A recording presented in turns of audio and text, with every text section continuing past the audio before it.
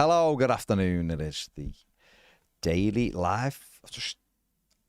In all of the, the excitement of Everton, I'd forgot it was one final. I've just seen the date then and gone, 5th of November. Yeah. It's a more important day than that. There you go. The US presidential election day. Oh. Okay. All Given I don't live North in American viewers, yeah. Yeah. Bloody hell. Big day. Big day. I couldn't tell you what's I have no idea when it, because we have it here, don't we, when it goes on through the night and stuff. Because they still have the equivalent, don't they, I think, of Trump or Harris will concede defeat at some time or other. Today or tonight? I presume so. Doesn't it go on for a few days, though? No, they've been voting for yonks, haven't they?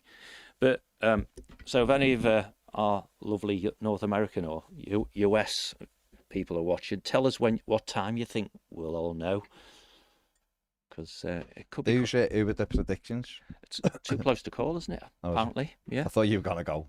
No, it's... Harris or Trump. Apparently it's too close to call, which to me is crazy. But yeah. That's not good then, is it? If it's too close to call, it's not good, is it? It's not a good sign. Huge nation, all them states, and it comes down to half a dozen of them, doesn't it? Because you have all the red ones, all the blue ones, and some grey ones in the middle. And all the propaganda and the misinformation circulating about who's in the lead, who isn't in the lead, and that sort of stuff. There you go. Mad. It is mad. Madness. I no clue and very little interest, to be honest, right now. But there you go. The US catches a cold and, Oh, yeah, no, listen, I not clued up enough on any... Well, I know who, in my opinion, without going too deep, who I wouldn't want to... We don't pay enough attention, who I do we, wouldn't want to know, yeah. To win. Because I'm just amazed they're even back in the race after what happened last time, but there you go. I don't live in America. I'm not an American. There you go. We are asking today, John, is it time for a possible formation change? Now, in the title, it's got 4-4-2, but other formations are available, such as 3-5-2. Basically, Everton aren't scoring enough goals and creating enough chances. But we only play... Got to get in the last third more often. Well, we only boot the ball up anyway. So why not boot the ball up and have a couple of lads who might do a bit of damage up there? I mean, obviously... You asking the manager to get off the pot, really? Yeah. You're either long ball or you're not. I grew up watching two centre forwards. Every team had two strikers, right? Every team. And therefore, you had two strikers, and the ideal was, and the saying was always, if you get 20-goal a season strikers, you'll win something. That was what the thinking was. But the reality was, a lot of teams had one who was sort of the chief goal scorer, and the other one who was sort of like a battering ram, or someone who'd done a lot of legwork for the other lad. But they worked in tandem. They were supplemented by two wide players, of course. It was in the days when midfielders could do all the jobs. They didn't have to just sit and go, he can only be a whatever. He can only play that position, yeah. But we've been 4-5-1 for as long as I can remember, really. People will try to tell you it was 4-3-3 at times and all that, but a lot of the time, wherever, it's 4-5-1. Certainly under this manager, it's almost like 9-0-1. But is it time, do you think, maybe to have a little look at a different way of playing? Because it doesn't seem to be working. Well, it isn't working. We've won 20% of our games, which is an absolute joke when you see the fixtures we've had. 40% of our games in the last 5 games, though. So... Lies, damn lies. Yeah. Well, it is, isn't it? Absolute dreadful. Scored 1 goal in 3 games. Absolutely atrocious. Well, you asked a question. The answer is, I don't know if it's the right question. Well, actually, we haven't. That's a lie. We've scored 3 and we've won the Ipswich. But no, Newcastle's 0-0, wasn't it? Who did we play before Newcastle? After Newcastle, Ipswich, was it? So we scored 3 goals in 4 games. We're not scoring goals. That's the point, right? But is the formation the issue, or is it the mindset the issue? I think if I have to pick between those two, it's not formation, is it? It's mindset. Rightly or wrongly, and I don't know whether it's the players not doing as the manager asks them to do, but we've had enough pro footballers on that sofa to know if they're told what to do by the manager, they emphatically do it, even if they don't think it's the right thing. Yeah. So if we just default to they're doing as they're told, we appear to believe that every single team in the Premier League is a threat to our team that requires us to sit fundamentally in our last third and hope for the occasional break or set pieces. I don't think changing from whatever the formation's perceived to be, 4-2-3-1 to 4-4-2, changes that mindset.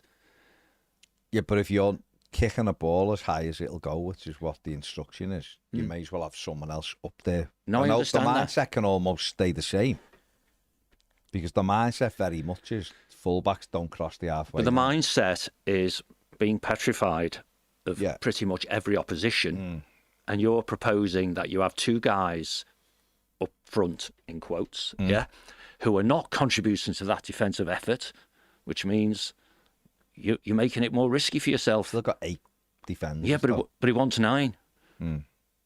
Hence why the mindset thing. No, I know. The man is so negative and so indecisive. I mean, we've known since the day he walked through the door that his in-game management is appalling. You know, we've been chatting this morning because we have our 47 cups of coffee on a Tuesday morning. And, you know, not all caffeine. not all. Some caffeine No, that's right. And you know, and I don't know why I see stuff at away games I don't see at home games. I mean, what goes on the touchline, but the indecision is that they are, as a group, the three manager and his 2 assistants, so wedded to what we start with that they don't seem to be able to change it in game. If they can't change it in game, it's hard to see why they would change it out of game. No, it's fair. I'm just asking the question. No, I get it, mate. And maybe it's the difference between what do we think could be done versus what I think this manager will do. I think there's clearly the perversity of the last 2 games of playing a centre half, a centre forward, when you've already taken your centre forward off. Maybe, just maybe, if he believes that any of that has a germ of potential to produce, then perhaps he'd start with 2 centre forwards then. That's what Perhaps Beto and DCL alongside each other could complement each other, and that's your a bit more skilled and a bit of a battering ram alongside each other, and certainly avoid the comfort zone that every single defence we play seems to get into quite quickly, which is these guys are no threat to us. Dominic Calvert-Lewin, for all his attributes, is not physically imposing, and he can be bullied a little bit. And if you're the poor recipient of a ball being launched into orbit every now and again, and you've got at least 2 defenders around you, and no one's getting and so on and so forth, no one's getting close to you, are they? So, yeah. The thing about it, if it's not working, you've got to try something different. The thing about it is, it doesn't matter how good you are as a striker. If you're outnumbered, that's what I just said. Yeah, absolutely. You're on a thankless task. I mean, you break that down anywhere. You know, I've got my 13-year-old moaning the other week because he was playing in a team where they're just kicking the ball, no one's near him. He's isolated. Lads, yeah. So he's like, where am I getting chances? That's at a kid's level. Think about a professional level where them defenders are given all your information in the week, what runs you make, which way you turn, all that. And then you supplement that. Now, don't get me wrong, I've said, I know there's a big split on Dominic Calvert-Lewin, whether people like him or they don't like him, but just take that centre forward as a centre forward, even. Forget about who it is. Romelu Lukaku on his own with 3 defenders, no one anywhere near him. I agree. Struggle. Okay, occasionally Rom could run with the ball and beat people, but not if there was 3 around him. But if he did do it, it would be sparingly, because what do you expect? Erling Haaland has days when he hardly gets a kick of the football because you're up against powerful, quick defenders as well as you. Who know you're the threat. So I don't understand what our plan is for Dom. What I'm saying is, Me neither. If we played through midfield, then I could understand them wanting that kind of system to play. But we don't. We pretend we're playing out from the back. We give the ball back to Jordan Pickford, who kicks it as high as it'll go. Dom jumps and wins it, and everyone else is in a retreat position. So it either runs through their fullback, runs through to the goalkeeper, or if Dom can guide it down, he runs after his own flick. Then that means we're just giving possession up all the time. And I agree with you, mate. It's very easy for him to get disheartened with that as well. What I'm saying is, it's not even that, but what we're sort of saying is, if we're going to go back to front anyway, then why not stick someone else who might run onto his flick? We got a goal against Fulham because Michael Keane was shoved up there. Again, I mean, that's embarrassing. Just a distraction, itself, if nothing else. Yeah. But he was put up there and he flicks one on, and Beto runs in behind and wins a corner. And from all of that pattern, we end up with an overload at the back post, and it comes back and Beto heads it in. He's not committed. The manager isn't committed to his own formation, is he? Because or style of play, call it what you will. Ultimately, it's lump it up front. Hope that Dominic Calvert-Lewin can bring the ball down all by himself, hold it up for long enough while a few players amble forward, some of whom don't amble forward at all, because they're presumably under instruction, don't you pass that point type of thing, right? And by then, he's got at least 2 effective Premier League central defenders or a fullback or wherever he is on the pitch, fundamentally going, we'll take this off you. And it's a turnover. It's a turnover, you know. And that's why, though, when Beto's on his own as well, it doesn't play to his strengths either, because he isn't good at holding it. But he's not a good back-to-goal striker, Beto. Mate, any manager, right? Any manager, anywhere, who can't see what the attributes are of Dominic Calvert-Lewin and how you play to his best strengths, and look at the attributes of Beto and how you play to his strengths and see that they're different, right, is not worthy of the name, right? If you choose to play to the attributes of Dominic Calvert-Lewin after you've taken him off and put Beto on, then that's crazy. That's bullshit. That's making it up as you go along, right? And yet that's what our manager fundamentally said post-match, wasn't it? You know, we changed our strategy, tactics, whatever phrase. I was in the car, so I'm getting some of this secondhand, right? To put more balls in the box. When Dom sat either in the dressing room fuming or behind them, or in his big bubble coat fuming, thinking, and then to compound that by saying it.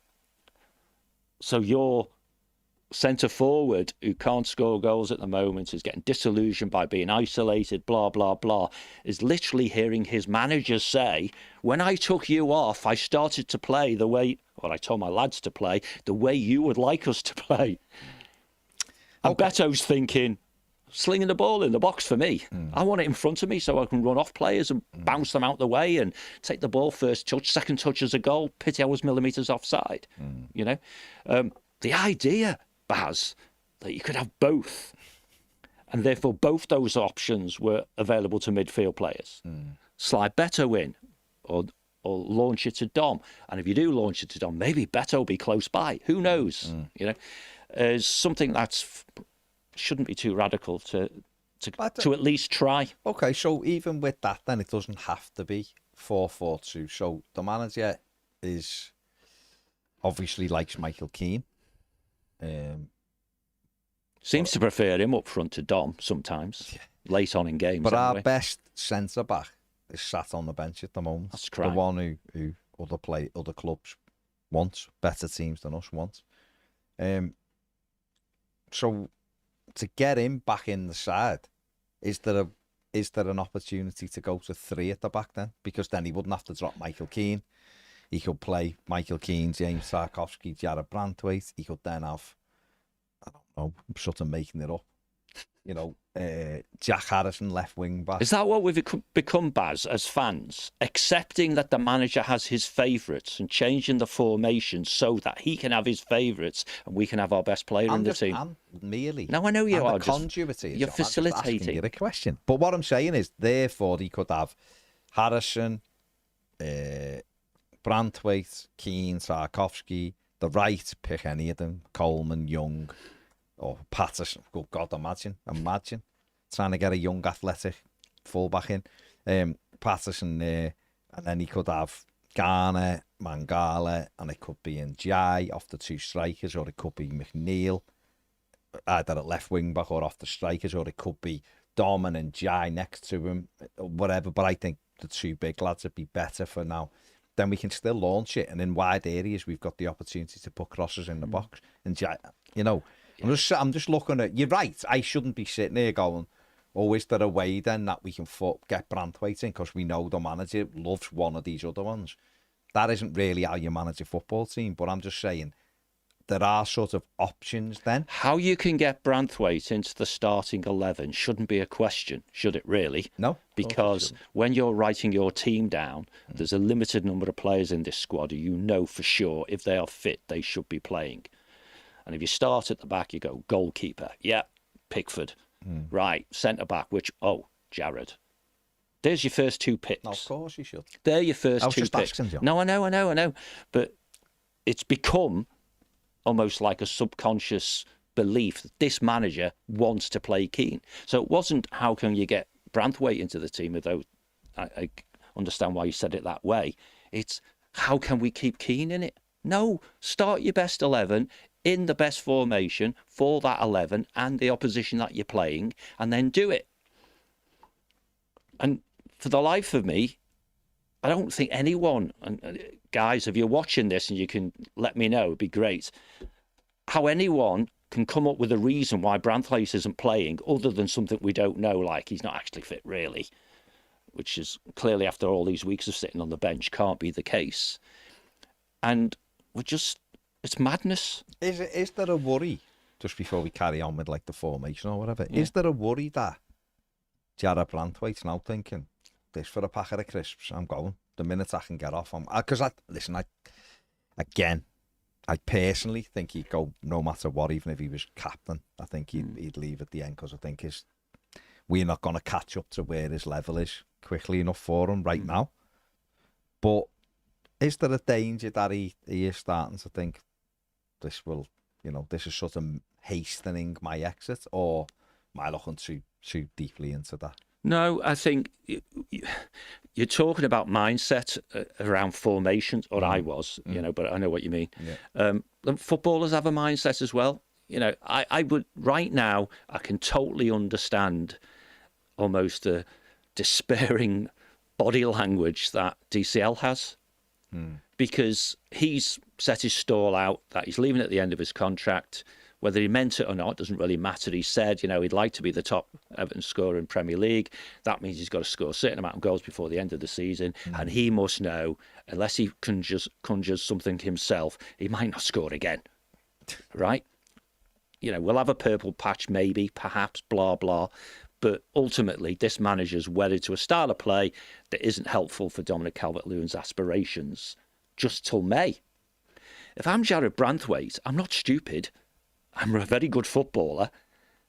The football club probably, because they've pretty much allowed everyone else to believe it, it's when I leave, not if. Yeah. Therefore, why wouldn't he think, let's stop messing about. I ain't rotten in the reserves, on the bench of a mid-table at best Premier League football club when I could go off and play somewhere else. I'm not cup-tied in European competition. The sort of clubs who want me, I could be playing in the Champions League come March. I could be in a team that's going to qualify for Europe. I could be in a team that's going to win something. Or I can sit on the bench while this bloke convinces me that other players are better than me when I don't agree with him. So, yeah, he's spoiling for the football club, perhaps, the value of a player who has behaved professionally so far, but might actually have a straw there placed on his back where he says, you know what, guess what, I'll ask for a transfer, please. Now, if he asked for a transfer in January, he said, I've had enough of this, and it's to do with not being selected more than anything else. It doesn't matter whether we hold our corner, does it? It doesn't matter whether we say no. It's disruptive for the whole month of January. Yeah. And does this manager then want to prove he's the boss and not play him in January? You know, we're going to let Dominic Calvert-Lewin walk out for free. It's a matter of months ago that the director of football was saying in different forums, we cannot let this guy go for free. Now, presumably, it's we can't afford not to keep him, which is a joke. Because this version of Dominic Calvert-Lewin under this manager is not worth keeping for the last 5 months of his contract. Because we're not playing in a way where he can deliver the outcomes that make him almost, priceless in a squad that doesn't score goals. Now, all roads lead back to the manager. He's not getting the best out of the resources available to him, and someone needs to help him. And the first port of call for help is his director of football. What's going on?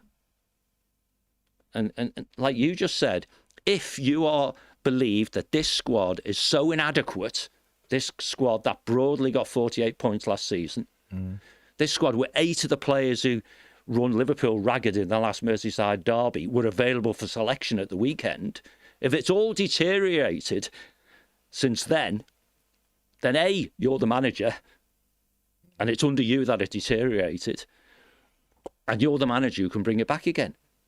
But you've got to get these players on side. And if too many of them will give up on you, then it makes your situation awfully difficult. Forget what fans think. If the players don't believe, imagine if Jordan Pickford turned. Imagine if all of a sudden under Tuchel, he stops being the England's number one. And part of the justification, when Tuchel won't be shy, will he? No. When he's asked, he says, well, he plays in a team which isn't very good. He concedes lots of goals. Therefore, his form isn't up to international standard.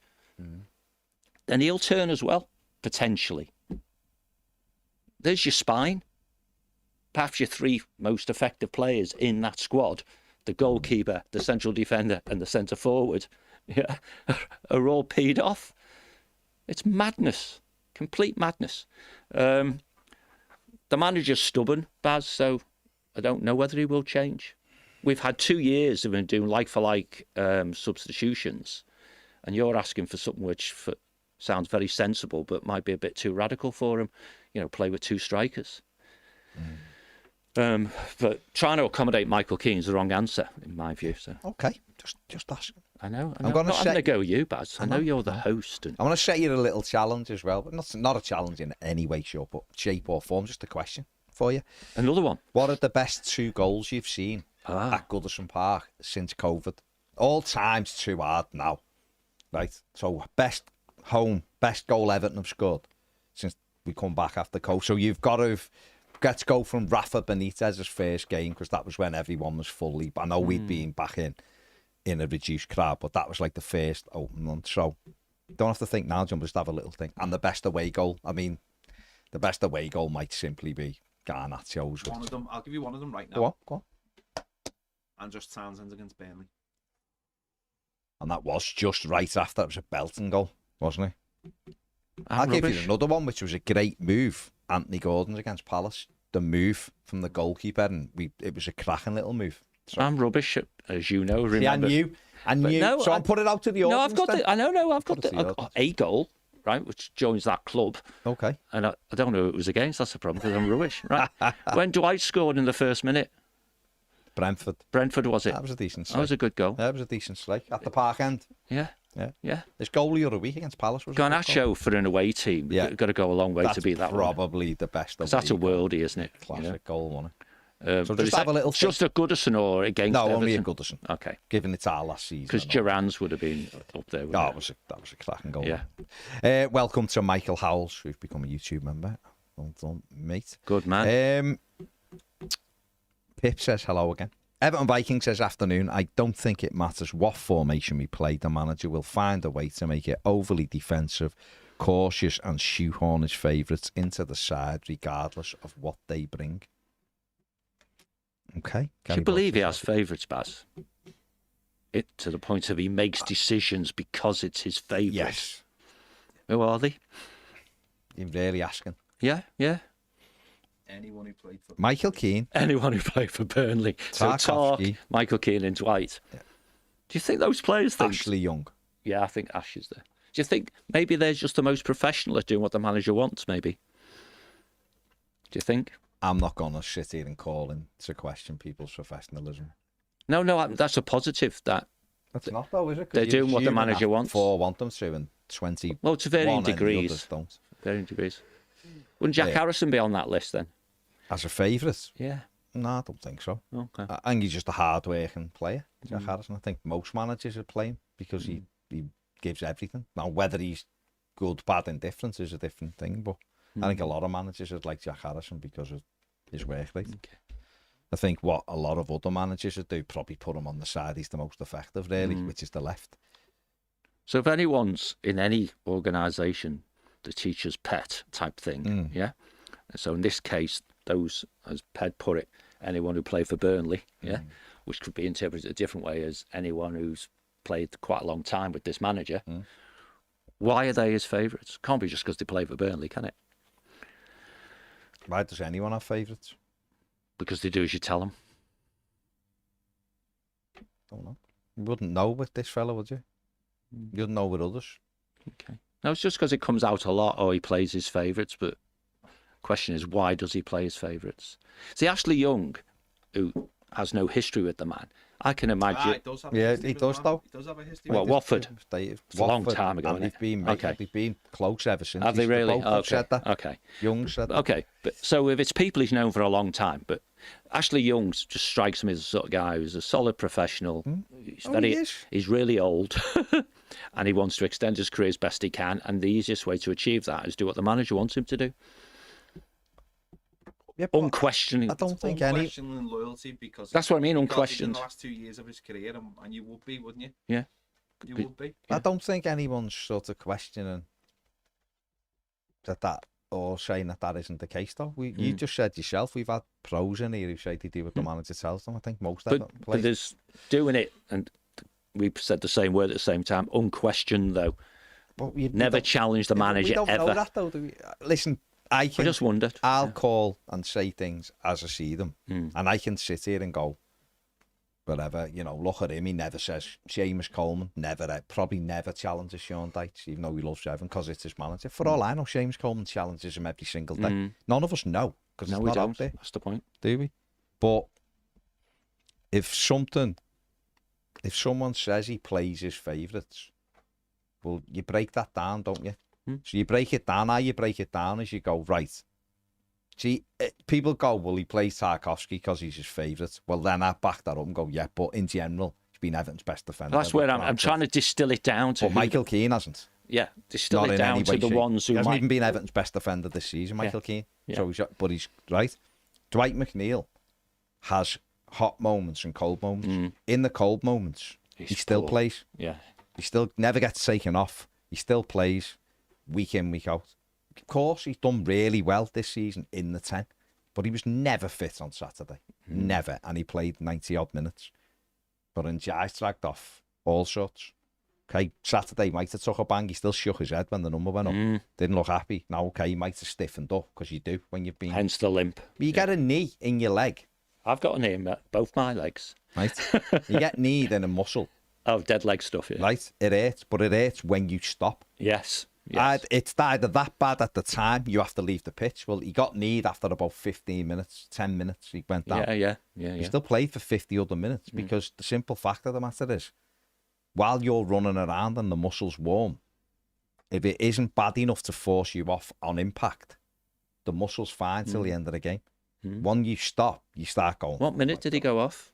Can you remember? 61st or something. Yeah. So, again, it would have been a half-time decision, wouldn't it? Well, exactly. If it was an issue that took him off at half time. But that, I'm not saying that. All I'm saying is, like, Njai will get taken off in other games after He looks tired. 75 minutes or 80. No matter what he's doing, he's taken off, and Dwight McNeil never is. So what people will do then is go, well, hang on, that's favouritism then. Because what else can it be? If he's not playing well. If he's playing well, why would he take him off? But then he takes Njai off. If it's not favouritism, what is it? If it walks like a duck. Exactly. Well, it's a Sherlock thing, isn't it? If you exclude other things, you get left with favouritism. But I'm not even... Cognitive bias. I'm same just thing, saying, isn't it? I'm just saying, that's the way it is. Mark says 3-5-2. Let's try it. Patterson wing back, Harrison left wing back, and Jai supporting one of Beto or Dom. Gary Ward says, yep, try 4-4-2 more than a few minutes at the end of a game and without a centre-back up front. Absolutely. 4-4-2, Brian says, we wouldn't win if we went 5-5-5 with these managers' tactics. Adam says, what do you think of Conceição, former Porto boss? Might be difficult to get him here, but he's without a club, so negotiations be easy. Would it be difficult to get him here? Premier League football club? It's still a big full. Big wages and new owners and a new stadium, and he's not in a job. Would it be difficult to get him here? I'm not sure. And a squad that's better than it's showing. I'm not sure, but he's got the chance to shape it. That's right. He does play 4-4-2. I think he is a good man. Everton have sort of tested the water with him in the past, I think, just to see whether they're being in. Not recently, I just mean over the last few years. At some when you're stage. doing what you do, keeping people in the pipe and all that. So, listen, I can't say, of course, I couldn't say, he'd jump at the chance. But I think a lot of managers will go, it's a Premier League football club, B, it's Everton. They are a big club. They're not a massive club at the moment because of what, because they just aren't, don't win anything. But they're still a big club, big fan base. Money, big money, more than £5 million a year, and you've got new owners and a brand new stadium coming. There's a lot of reasons to think there's a chance you could flip this into a better light. Did people think Villa could get Emery at the time? But he went and tried. Villa were poor. Villa were being talked about relegation candidates under Gerrard. And they just got to this window, November, and just went, you're gone, and we'll get him. And he went and got him. So you've got to be bold. Listen, I don't know if he'd come, but he's out of work. So why not? Possibilities are just that, aren't they? And right now, there's a big rump of our fan base who think survival is success. And we as a collective can't look past that. So the art of the possibility you call, Emery and Villa and so on. But crikey, Nottingham Forest are in the top 4.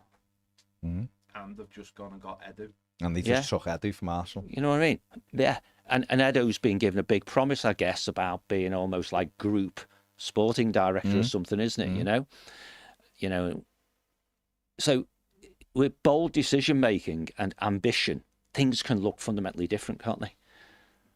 But if you're plodding along almost without anyone on the bridge, the autopilot's on, and the autopilot's chosen a destination of 18th upwards, 17th upwards even, right? 18th. Yeah. 17th upwards. Yeah.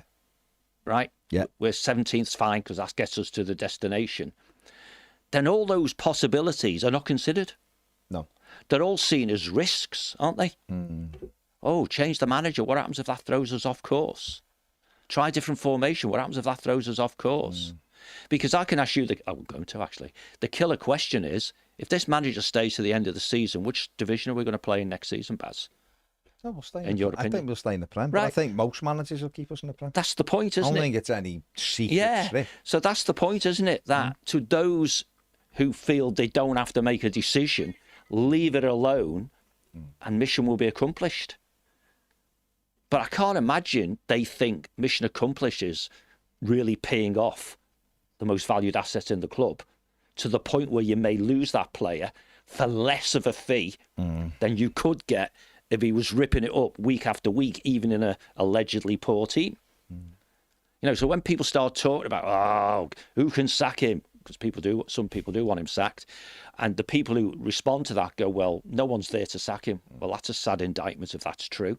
Then it's followed on with, well, we can't afford to sack him. Well, that's probably not true because sometimes you can't afford to keep someone who's really running you down. No. But we chatted on the sofa.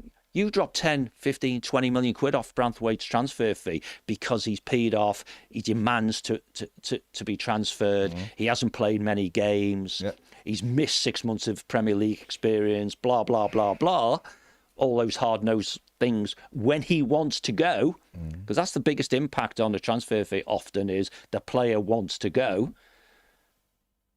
It all pales into insignificance of giving a guy a couple of million quid to go now instead of in 4 or 5, 6 months' time. So I don't know who owns the big picture, because it's clearly not the chief exec, it's clearly not the director of football, therefore it's clearly nobody, which is probably why we see behaviours from the manager which appear to suggest that he's untouchable. Up to the day when he's not here no more, which could actually be any day, couldn't it? Because ultimately we do have a trigger-happy owner, and it's just about maybe his trigger points just moved a bit. But meanwhile, try some things to get us some points. Yeah. Andy says, hi Baz and John, I'd go 3-5-2. Tarkovsky, Branthwaite, Michalenko as centre-backs, Young and Harrison as wing-backs, and Jai and Dom up front, Garland, McNeil in the middle. Adam's still fuming. Mike says my mic was low, but I think Ped's turned it up, so it's done. Graham says, hi guys, Michael Ball summed up Deitch in his article in the Echo yesterday. I know and agree that all of you have been stating the obvious with Deitch and his failings for a long time now. Yes, Deitch is in big trouble on and off the pitch and must change from his predictable lineups and shape of play. I think no matter what he does, though, it's too late, and plus he's too stubborn to do so anyway. So the manager's style of play, right, or the club's style of play, driven by the manager, how different is it from the one that got 48 points last season?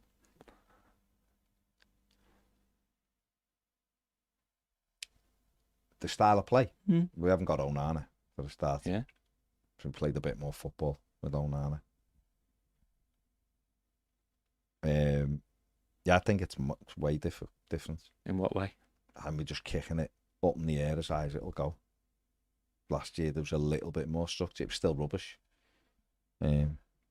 So the manager has changed. How? It's more basic. Yeah, it's regressed. It's become less football and more Route 1, we'll call it. But again, that's like I said yesterday, regardless of what it is or it isn't, go all in on it. Play 4-4-2. Stick Beto alongside Dom, bang it long and go, we'll pick the bits up. Yep, but if the manager believes in the way this team should play, right? And simply the simple example, which I referenced before, about 8 of the players who played very well against Liverpool at home in the last derby were there to be selected at the weekend, right? Onana didn't start that derby game. So what's got lost in getting the best out of how he wants James to play? Garner played in the derby, didn't he? No, yeah. And he's injured. So Yeah. that'd be his answer.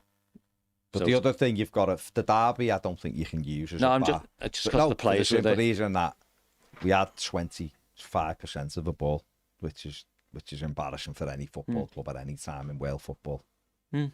So that shouldn't be the model, because No, I'm using tried that on Saturday. I'm talking about his belief system No, I know, but of how I he think wants to play. sometimes it's easier against those teams because you go, they're too good. We can't have the ball, so we'll sit in and we'll get a corner. Well, his MO is But we scored off 2 set pieces. Yeah, so but it's his MO, perfect for him. yeah, his MO is safer, isn't it? Playing a better team.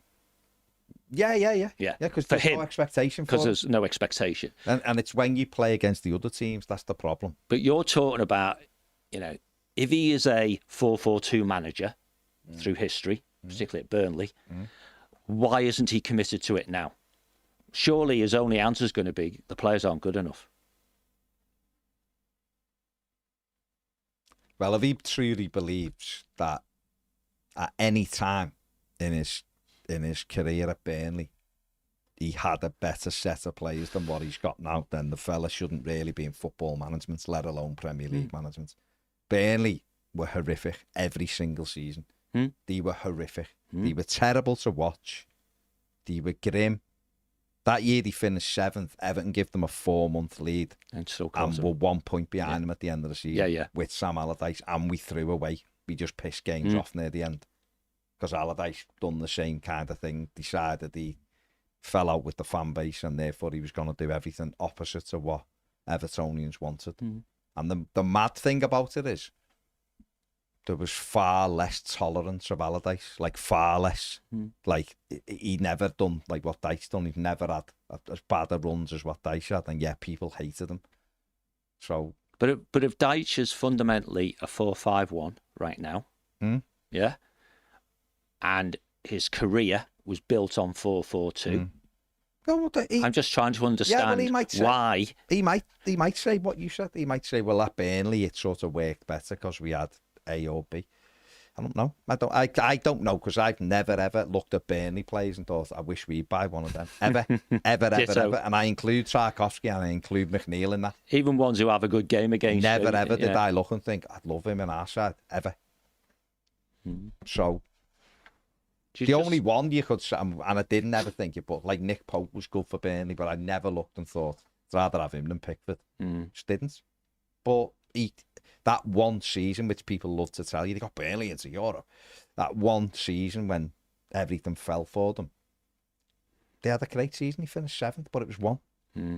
But what I'm saying is, go do the thing you've been good at. If that was what you were good at Burnley, with that 4-4-2, recreate it. There is players here who can play it. Because we're doing a halfway house. That doesn't work for anyone. No, he doesn't seem comfortable with what he's doing. And results aren't getting. There is no results. So it's not palatable because you'll stick with anything or you'll put up with a lot of things as supporters if you're winning games of football. We don't win games of football. No. We've won 7 in 31. 7 since December the 16th. No, I get it. So it's not working. That's what I'm saying. I get it. Try and do something. Anyway, let other people have a say. Jez says, as always, my gentle reminder is 1 win is better than 2 draws and a loss. Dyche is aiming low and we're missing. We need to aim for more goals because we're either ship at least 1 or don't score because we play with a back 9. Danny says he's an absolute clown, wouldn't let him manage a local pub team. Sconed, what a name, says this manager we've got has got nothing. The only thing he's good at is making us a laughing stock. Buck says I think Breuer and Beto will make a great 2 up front, but we need the fix now. So Dom and Beto up front in any formation. He only has started this once and it didn't, and has not gone back to it as this combination needs time to develop, which should be part of training so you can get it right. Mark says, did you see the stats across all of Europe that we have the most minutes to players over the age of 30? 47% of our minutes to players over 30. Diaz says, I think somehow Dyche is incentivized to, in a way, to get fired before the end of the contract, knowing he will run it out naturally. There's more money in it and less long-term grief, and he'll get another job anyway. Joe says the treatment of the squad from him is crap. We'll need the likes of Patterson, Branthwaite, Beto to be ready when we're busy December period, but he flogs the same 11 to 13 players. What happens if Patterson is brought on and his hamstring goes due to lack of minutes? Why hasn't he been playing under 23s football for the last month? The more we question the manager, the more I feel he thinks he's right. Should we have been playing Patterson in more under 23 games? He played a few, but should he have had a bit more, or should he play now? Because he's not getting on the pitch either, is he? Sat on the bench for 3 weeks now, I think, hasn't he? So should he be saying, well, I'll play for I know the 21s, sorry, not 23s no more. Played on Saturday, didn't he? But I think he played on Sunday as well this week, so could he not have played on Sunday? Jake O'Brien has sat on the bench for 3 months. Yeah, he hasn't played a game. Bardi, the Carabao Cup. If you are someone who has any inkling of what match fit means, then the answer must be yes. Yeah, even if it's not a challenging standard for a Premier. The gulf is so big. Yeah, but they could help develop players by being there. Of course, yeah. And it's good to go through the routine, isn't it, of trotting out, playing the game, all that sort of stuff. It's just there's an old school, again, view there that is, if you're in the first team squad, you do everything with the first team squad, and therefore you end up warming a bench, and some of them know they're never going to come on. Is Dixon injured? No, he's captain for the 21s. I was going to say, so he's gone back to the 21s, yeah. But we're having benches with 2 centre backs on, 2 full backs on, 2 goalkeepers on, 2 goalkeepers on. I just think there's a danger here that you draw the conclusion that the manager is totally lost, doesn't know what to do, and no one's helping. I think you're both missing out the fundamental thing of this. Go ahead. Where's Delhi? Oh yeah, where is Delhi? I mean, not that, but where is Delhi as well? He was getting bounce Where's games the bounce in games? in Where's September. the bounce games that Jake O'Brien and Pato Yeah, could be because playing they in? should be playing in, shouldn't See, Delhi could be the cure for catalyst. everything. Maybe give us a Delhi player manager. Well, there'll be one in the No, but international it's break. the point Yeah. you raise about the under-21s, because if you say Patterson should be playing the under-21s, well, where does that leave Dixon? The under-21s Play Patterson higher up then. The like under-21s supposed to midfield. be, but the under-21s supposed to be a development place, and that's the problem, isn't it? Is that you have that for your under-21s, there's players in there, they get game time, they get to develop, but then you get players who go into the first team and then they get stuck on the bench because you don't bring on centre backs, or you're not supposed to bring on centre backs. I mean, most people that say don't bring centre backs on.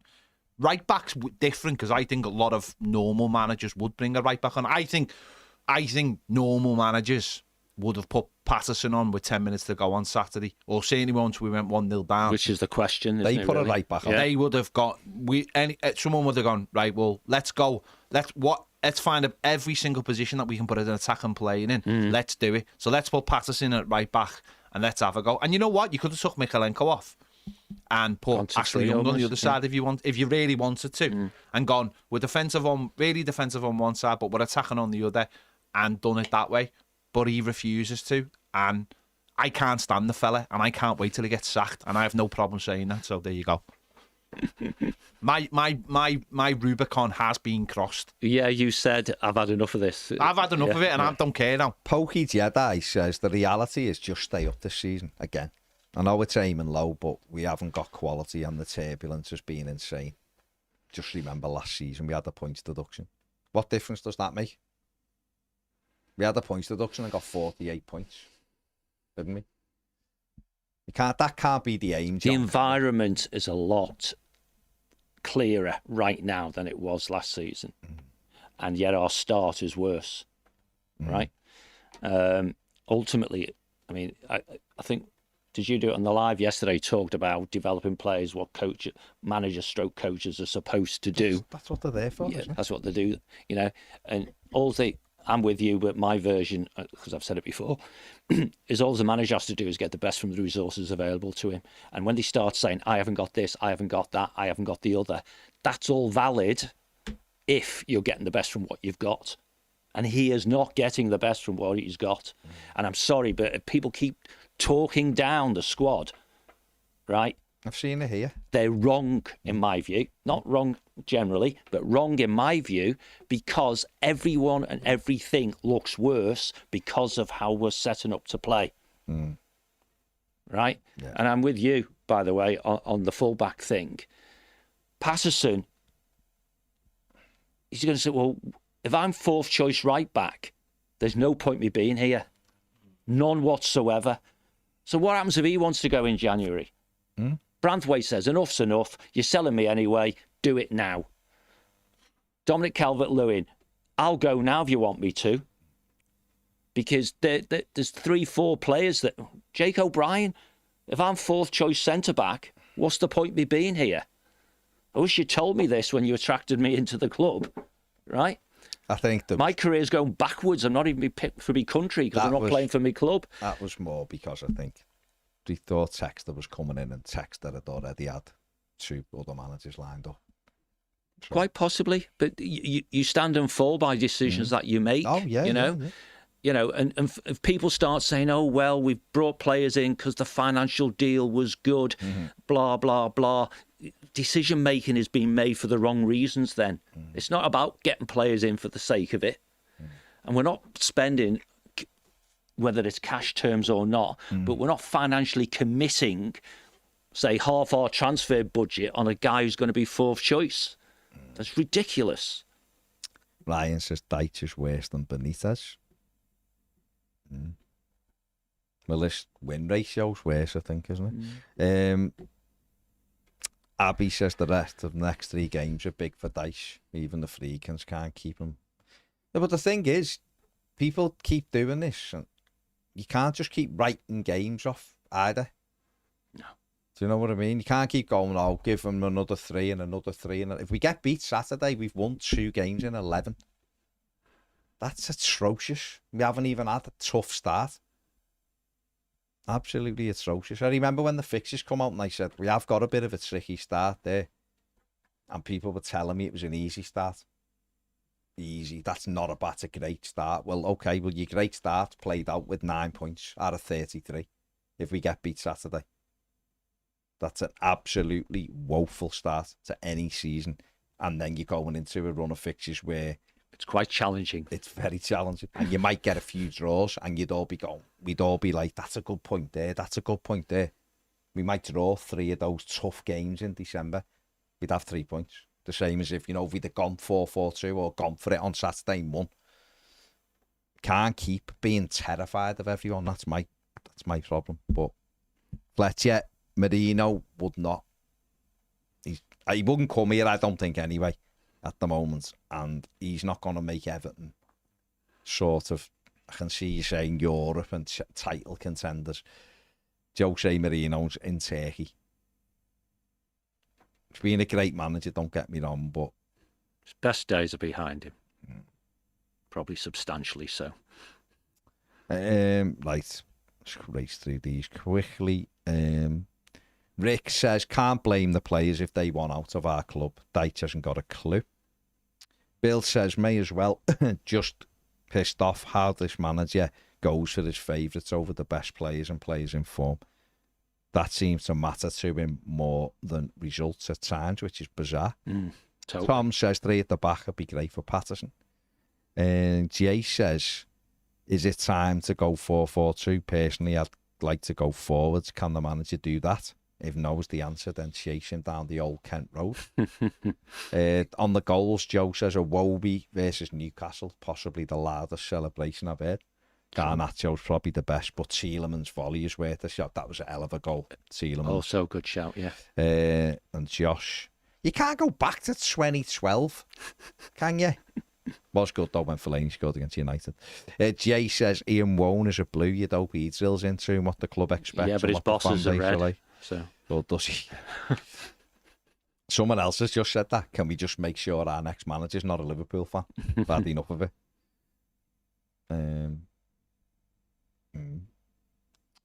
Where are we there?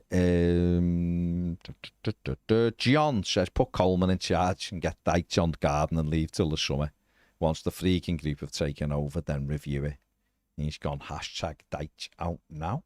Barry says the manager in demand at the level of clubs whose sole ambition is to stay in the Premier League are those with a reputation for keeping clubs up. I think Dyche is already weighing up his next move. Billing Everton as relegation survivors suits his reputation. Yep. Everton Viking says it feels like the club are waiting too much on the freaking group. You still have to act as if it's not happening. And I don't think we're acting properly in terms of just waiting, delaying everything until they come in.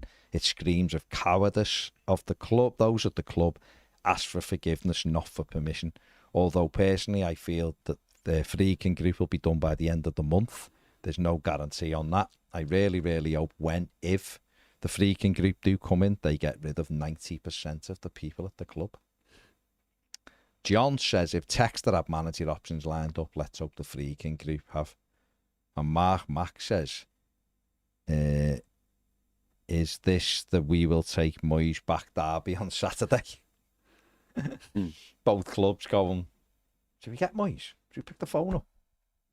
It is weird at the moment because it feels like the whole fan base is literally. I have seen a couple of voices, and I'm not like overstating it, but I don't see anyone who wants him. Even on the way home last night, I listened to Radio Merseyside, and the more sort of what you would maybe look at as more conservative voices were saying he's got to go. You know, he's got to be sacked, or if we lose on Saturday, he's got to be sacked. But then I listened to the whole of the Monday Night Club on Radio 5 last night. Not one mention of it. Sky Monday Night Football, don't think they even mentioned anything to do with Sean Dyche being under pressure. And it is weird the way there is that sort of thing of like the whole of the fan base, it seems, or 90% of the fan base are like, gotta get rid of this fella. And yet no one on the outside is even painting any kind of picture of that whatsoever. It is interesting. Like Lopetegui is like, oh, it's got to win Saturday or he'd be sacked. Yeah. There's absolutely no mention of any pressure because clubs have got No, but standards. it's We've weird. got no But what I mean is, no, I'm not talking about standards. Yeah, Fans are crying out for him to be sacked. I'm talking about the club. But there's no one on the outside Yeah. normally listening. You would think someone at Sky or the BBC or any of the tabloids would be looking for we can make an Everton story here. We haven't had one for a couple of months. It is interesting that there's nothing on the outside to the wider world to suggest that he's in any kind of trouble. Yeah, the fans are like, this fella's got to go. And that's what I mean. I'm not talking about just like us who talk about it every day. But do you think it's because, and again, this is not should he go, shouldn't he go, but do you think it's because he does keep coming out and saying to them, "Oh, you don't know what it's no, like." I 100% believe that the if I was on Sky Sports News today, I would be talked down that Everton have always been in a relegation fight. So why are you surprised? Because that's for me, and this is why I don't like the fella.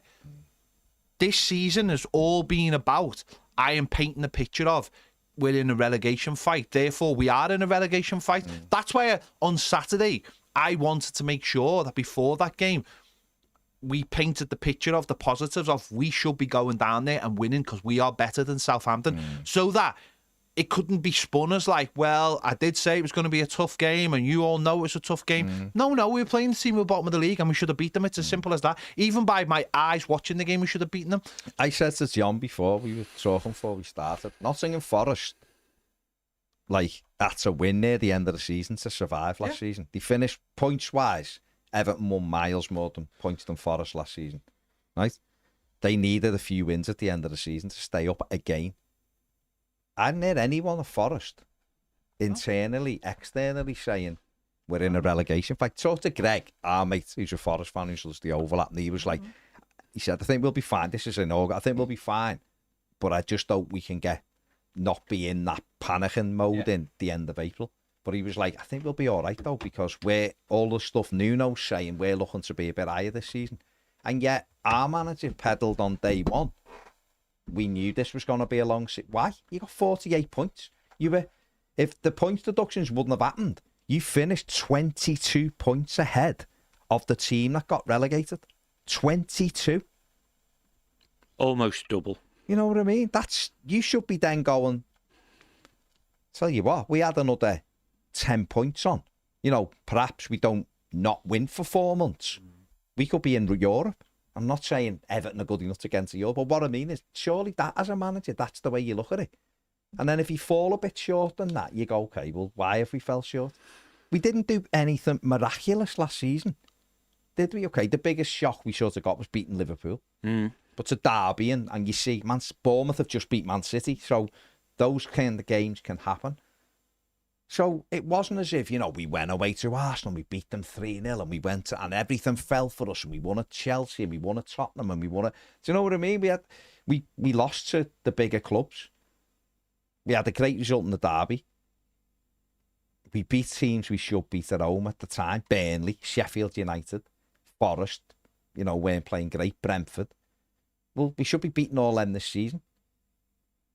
Oh, you can't obviously Burnley and Sheffield United, we can't because they're not up. But you know what I mean? It wasn't like we'd done something like Leicester did when they won the league, where it was just, you're not likely to do that again, lads. But the next season, they still finished 5th. We finished on the same points as Brighton and Bournemouth, above Fulham, above Wolves, miles above Brentford, miles above Forest. And yet we talked ourselves, I mean, this is what we've been saying all season, isn't it? Is that we talked ourselves into this position. He talked himself into this position. That's what I'm saying. So from the outside, everyone's like, well, what did you expect? I mean, because that was the narrative. Brentford finished miles behind Everton and lost their chief goal, like the sort of talisman. Yeah. And Thomas Frank hasn't been going, oh God, if we get 17th, it's a miracle. So the club should have grabbed hold of that as well, though, and said to the manager, listen, even if you think in your heart of hearts that we might struggle, you can't be projecting that. You have to say, no, we're aiming, because fans have got to believe it. But I was in a pub before the game, a couple of minutes away from the ground at the weekend, and someone I hadn't seen for a while. Protect the innocent, although I'm sure he's not shy. And he said, this manager just needs to STFU. Right? He really does. Because Ped's just quite passionately said that this manager's been talking down our football club since the start of the season. And every single person at that football club, from the owner, the chief executive, downwards, have let him. The narrative can't just be the manager's narrative. Every single manager tries to talk down expectation and talk up the challenges that they face. But every other club balances that minimally with, let's call it this, the club's propaganda, right?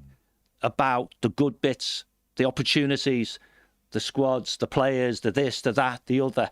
It's written in the textbook, it appears, that just before a game, a player who played in the last debacle that you had says, we know it wasn't good enough, we're going to sort it out next time. It was Lindstrom's turn this weekend, right?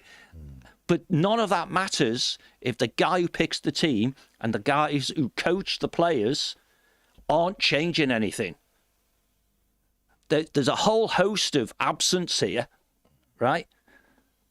The leadership is non-existent. The communication from the football club is non-existent in material terms. And it must be massively frustrating to those professionals in the organisation who are not on the sporting side, who know that we should be doing better. But whoever it was, on your comments coming in by text, who said, seek forgiveness, not approval. Nailed it. There's too many people kicking the can down the road. And this thing about waiting for the owner, the change of owner, this week it's TFG, and there's nothing to say it's not going to happen in due course, blah, blah, blah. But the club wasn't making decisions because it was waiting for 777 to take over. Yeah. This is farcical, right? Absolutely farcical. You can't keep waiting for someone to take over, because what happens if the freaking fell through? Well, exactly. So we're waiting again. Absolutely right. And we talk when we do the BWB stuff about projects going late one day at a time. Relegation comes to you one game at a time. It does. One game at a time. And the longer you... Listen, I've often, when we do BWB stuff, talk about if you're going to fail quickly. Yeah? If you think you're going to sack this manager, sack him before the international break. If you think you're not going to sack him because you're the director of football and you think he's doing a good job, then I'm not asking for the so-called, vote of confidence thing, but make it clear in the narrative that's not happening. And maybe, Ped, that's why the media are not all in on him, because they're getting the assurances from the football club that the guy is doing a good job in trying circumstances. But anyone who thinks change of ownership is like a magic wand, go into a brand spanking new stadium 8-9 months after you should be going to it, even if it is smaller than it should be, blah, blah, blah, is not a magic wand, because the underlying ills in this football club are not going to be fixed by changing a manager and going to a new football ground. It just isn't. It just isn't. You can't. The other thing as well I find terrifying, and it's frustrating, is that people just go, well, just leave it till the end of the season, do it all then. It's like, that would be so much turmoil to wait until May and change your manager in May, get the new one through the door. You haven't got the players you wanted. Some have walked out the door. Oh, yeah, you're moving. You've got new owners. Oh, and you're moving the ground. If he's not long term, and I don't believe he is, then the change needs to be made sooner rather than later. Well, always, yes. And, you can have a plan where there's, it's event driven. You could argue, Baz, that there's a binary decision that gets made whenever in the early part of 2025, where you think either probability-wise or mathematically we are safe. So that's the time to make your change if you're going to change the manager. If you haven't already made it, I mean. Yeah, but he's put us in a position where that might not until and maybe that's part of his gig, right? Or the opposite, which is you're relegated mathematically or probability, and that's also a time to make the change. And that's what Burnley did, wasn't it? They didn't believe they could survive, so they got ready for the following season and concluded that the existing manager wasn't the one to bring them back, right? Now, those events, those windows of opportunity, there's others before then. And it's curious, we were talking on the sofa, weren't we? Because a number of years ago, seems like an eternity, but it probably wasn't that many. And it was after a defeat by Bournemouth. You know, we had a window, didn't we, to make a decision. We dithered, and it got delayed. And we ended up where we... And we ended up in a bad place, so to speak. And if we're dithering, then that's not an excuse for not making decisions, right? And unfortunately, the nearest to truth about all the noise that goes on around this, it's not about can we afford to sack the manager, because sometimes you can't afford not to. Because if you think the absolute probability is X, then you have to act. But just refer the right honourable gentleman to the answer you gave previously. Any manager, including this one, will keep us in the division. And if the only reason, or the only objective rather, that the people at the football club have is to keep in this league, regardless, in other words, means justify the end and all that, he's staying till May. And the alternative that stimulates a change is that we're really in the shit again. Right? So, sadly, and Ped, you nailed it. If we've got a whole fan base in broad brush terms that this manager's when, not if, yeah, and the media aren't fussed, well, just suck it up, hey? Rod says, tell Carlo the Pound Bakery in the Strand's got 3 for 2 on. That might get him back. That might get him back. Why wouldn't it? Why wouldn't it? That's an offer you can refuse. Get Mr. Flipper to make him an offer he can refuse. Yeah. Is that Italian? They were sort of loose of like anything, you know. I wouldn't want to pigeonhole it, John. Yeah. Mark says if he's still our manager in December, I'll be getting the bed sheet on with Friedkins out. They're trigger happy at the moment at Roma, aren't they? You can call it trigger happy or you can call it standards. I know what I call it. Yeah, but they made the decision to appoint the managers as well. So no, but that's right. But there's also correcting it. Yeah. And they've correct. What I like if they do sack him is they've corrected it very quickly. Yeah, that's what I said. That's what it's about. You know, if it's going to fail, fail quickly. Yeah, and if you make a mistake, correct it as soon as you can. Pip said he's playing keen because he wants him at his new club. Wants him to be fit. Listen, I just want him to play more attacking. I just want him to win more games. Yeah. Just get it forward quickly. Get people round him. Because we're not going to play this new way of playing football, are we? This fandangled passing lark. No one wants that. So get it forward quickly. And let's fellas in blue shirts, you mean? Yeah, imagine. Right. Me and Ped will be doing M-Tag at 2:15 more than a game. Don't think you'd have to go anywhere. Who knows what we'll talk about on there. It'll be all good. See you in a bit.